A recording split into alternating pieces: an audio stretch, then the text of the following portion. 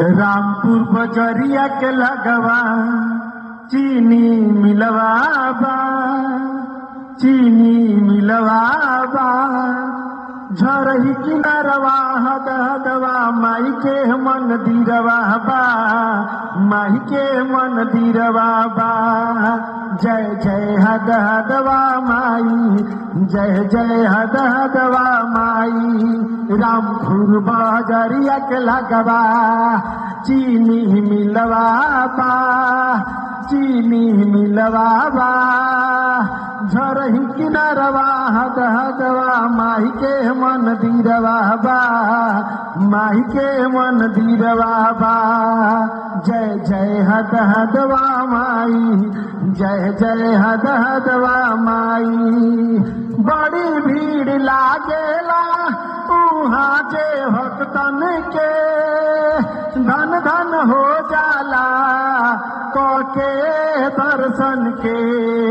जे भी जाके चढ़ावे चुनरी सुकवा समारवा के, सुकवा समारवा के। जे भी जाके चढ़ावे चुनरी सुकवा समारवा के, ओ सुकवा समारवा के।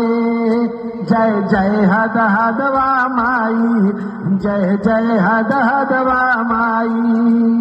मनोकामना पूरा हो लगे भी जाके उहाँ मांगेला, मनोवांछित फलवा पाके खुश होके घरवा आवेला, फिर जाके करावेला। अठ जाम हवा हो, अठ जाम हवा हो, फिर जाके करावेला। अठ जाम हवा हो, अठ जाम हवा हो। जय जय हद हदवा माई, जय जय हद हदवा माई। उनके कृपा से चलेला हमरो जिंदगिया हो।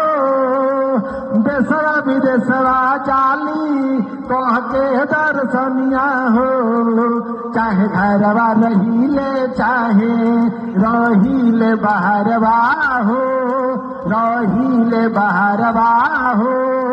चाहे घरवा रहीले चाहे रहीले बाहरवा हो, रहीले बाहरवा हो।